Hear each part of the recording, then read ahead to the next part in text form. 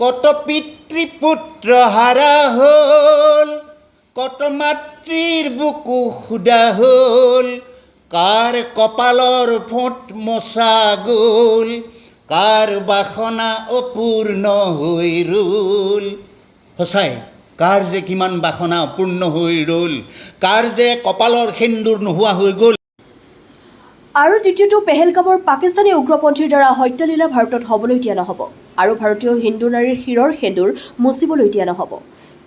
Operation সিন্দুৰত ভাৰতীয় যুদ্ধ আৰু বীৰ বীৰাংগনা সৈন্যসকলক অসীম সাহস আৰু মনোবল বঢ়াবলৈ উদ্যত্ত কণ্ঠৰে সাংস্কৃতিক সংগঠক তৰুণ আজাদ ডেকাই গীতে মাতে কি ক'লে সমগ্ৰ দেশবাসীয়ে শুনকচোন।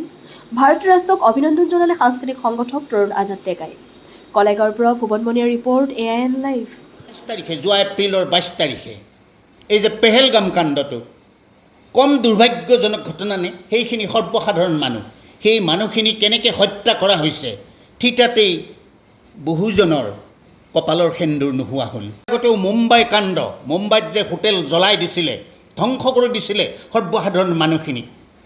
তাৰ আগত পুলৱামা কাণ্ড, তাৰ পিছতে পুলৱামা কাণ্ড হৈছে, সকলোৱে জানে। হাহাকাৰ কৰা দৃশ্যটো দেখিলে সহ্য কৰিব নোৱাৰি। আৰু এইখন আমাৰ এনেকুৱা ৰাষ্ট্ৰ, যিখন ৰাষ্ট্ৰৰ সংসদ ভৱনত উগ্ৰপন্থীয়ে আক্ৰমণ কৰাৰ পিছতো এক প্ৰকাৰ আমাৰ ৰাষ্ট্ৰ নীৰৱ হৈ থাকিল লাগিছিল। ৰাষ্ট্ৰই সেই শক্তিশালী ভূমিকা লোৱা নাছিল, অথবা লৈছিল যদিও সেই ভূমিকা অতি দুৰ্বল আছিল বুলি মই ক'ব খোজোঁ। আৰু সেইকাৰণে আজি ৰাষ্ট্ৰই যি ব্যৱস্থা লৈছে তাৰ প্ৰতি মই স্বাগত সম্ভাষণ যাচিছোঁ, অভিনন্দন যাচিছোঁ ৰাষ্ট্ৰক প্ৰথমে। আৰু ৰাষ্ট্ৰই আমাৰ সৈন্য বাহিনীক, আমাৰ জোৱানসকলক যি ধৰণে নিয়োগ কৰিছে, বিশেষকৈ দুগৰাকী মহিলাই যি ধৰণে ভূমিকা লৈ শত্ৰুপক্ষ ঘূৰুৱাই দিবলৈ, ধূলিসাৎ কৰি দিবলৈ যি প্ৰকৃষ্ট নিদৰ্শন দাঙি ধৰিছে, সঁচাকৈ আমাৰ কাৰণে অত্যন্ত গৌৰৱৰ বিষয়। তাহানি ভূপেন দাই গানেৰে কৈছিল, কত জোৱানৰ মৃত্যু হ'ল, কাৰ জীৱন যৌৱন গ'ল, সেই মৃত্যু অপৰাজেয়, তেনে মৃতক নহ'লো মই কিয়, কত জোৱানৰ মৃত্যু হ'ল। সেই গানতেই তেওঁ ক'লে, কত পিতৃপুত্ৰ হাৰা হ'ল, কত মাতৃৰ বুকু সুদা হ'ল, কাৰ কপালৰ ফোঁট মচা গ'ল, কাৰ বাসনা অপূৰ্ণ হৈ ৰ'ল। সঁচাই কাৰ যে কিমান বাসনা অপূৰ্ণ হৈ ৰ'ল, কাৰ যে কপালৰ সেন্দুৰ নোহোৱা হৈ গ'ল, বেদনাত বুকুখন ফাটি যায়।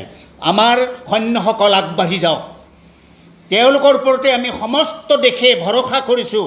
তেওঁলোকেই আমাৰ ত্ৰাণকৰ্তা, ৰক্ষাকৰ্তা। তেওঁলোকে শত্ৰুপক্ষক ধূলিৰ লগত মিহলি কৰি দিব লাগে। তাহানি জ্যোতিপ্ৰসাদে যেনেকৈ আহ্বান জনাইছিল, বিশ্ববিজয়ী নজোৱান, বিশ্ববিজয়ী নজোৱান। আমাৰ সৈন্যসকল নজোৱান স্বৰূপ, সেই জোৱানসকল শক্তিশালী ভাৰতৰ ওলাই আহা সন্তান, তুমি বিপ্লৱৰ, তুমি বিপ্লৱৰ বাবে ওলাই আহা।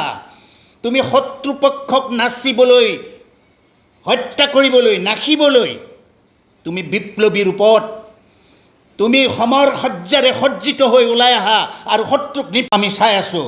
সেই সৈন্যগণ, সেই সৈন্য বাহিনী, সেই নজোৱান, আকৌ কৈছোঁ বিশ্ববিজয়ী নজোৱান, বিশ্ববিজয়ী নজোৱান। শক্তিশালী ভাৰতৰ ওলাই আহা সন্তান, তুমি বিপ্লৱৰ। সেই বিপ্লৱী সন্তানসকল, তোমালোকৰ ওপৰতে আমাৰ ভৰসা, তোমালোকৰ ওপৰতে আমাৰ আশা প্ৰত্যাশা। তোমালোকে দেশখনক এই ষড়যন্ত্ৰকাৰীসকলৰ পৰা মুক্ত কৰা, সিহঁতক ধূলিৰ সৈতে মিহলাই দিয়া।